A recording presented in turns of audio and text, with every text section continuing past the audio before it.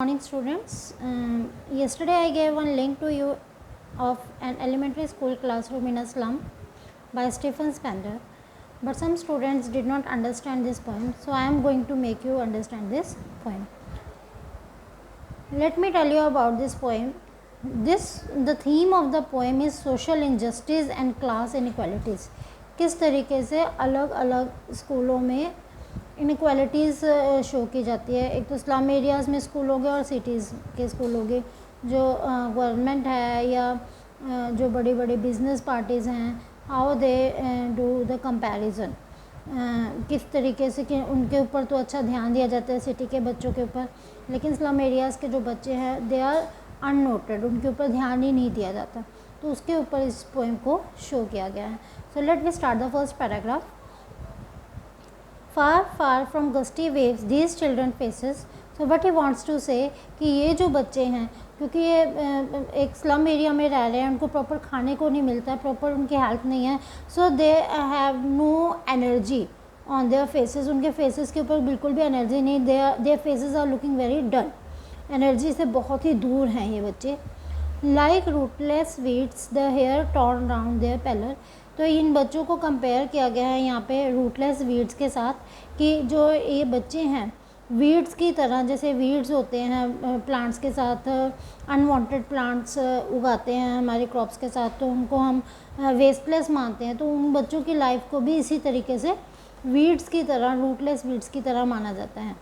The hair torn round their pallor because they are very weak, they do not get enough food to eat, so their face is told as a pallor. Pallor means yellow. तो उनका चेहरा जो है वो पीला पड़ गया है भूख के कारण, कमज़ोरी के कारण. And their hair are not combed properly, washed properly, so they are torn around their face.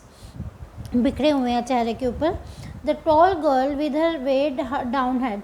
तो यहाँ पे बताया, अलग अलग बच्चों के बारे में एक्सप्लेन किया है. सबसे पहले बताया है कि there is one tall girl who was lying on the desk by keeping her head down. अपना सर नीचे करके लेटी हुई है. There could be any reason that she is tired और she was feeling weakness because she was not getting anything to eat, और she was feeling sleepy. Any reason could be there. Then second, there is a boy, the paper seeming boy. One boy is there who is compare to paper. Paper के साथ compare किया गया. It means he did not get enough food to eat, so he was very thin. And his eyes are like rat's eyes. उसकी आंखें किसकी तरह हैं? चूहे की आंखों जैसी उसकी आंखें शो की गई हैं. Like the rat is always searching here and there so that he could get anything. Here his eyes are like that, like he is searching food और something else. The stunted unlucky heir. Then third, here is one boy who is not grown properly because of malnutrition. Unlucky here, he is an unlucky here because he did not get any money from his father. What he has got from his father, he has got twisted bones from his father. Okay जैसे माल nutrition के कारण उसके father की जो हड्डियाँ वो twist हो गई हैं. Like that his bones are also twisted. Reciting a father's gnarled disease. तो ग्नेरल डिजीज़ में भी यही होता है कि जो बोन्स वगैरह होती हैं वो ट्विस्ट हो जाती हैं एंड वो शरीर में गांठें सी बन जाती हैं. तो गठिए की बीमारी भी इसको बोला जा सकता है. So he has got that disease from his father and the same thing he is reciting in his book. Then there is one more boy, his lesson from his desk at the back of the dim class, one unnoted sweet young, his eyes live in a dream.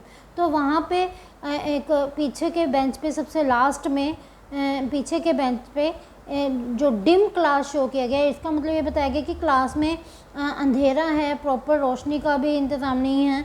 तो वहाँ पे एक लड़का बैठा है, sweet young boy is sitting who is unnoted, जो कि किसी की ओर ध्यान नहीं दे रहा है. he is in his own dreams.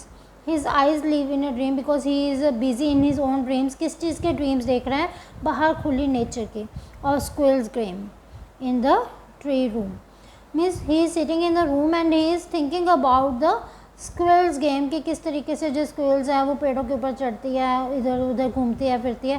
Because he knows that he can not go anywhere but he is seeing the dream that if he is there, then how he could have seen that these scenery.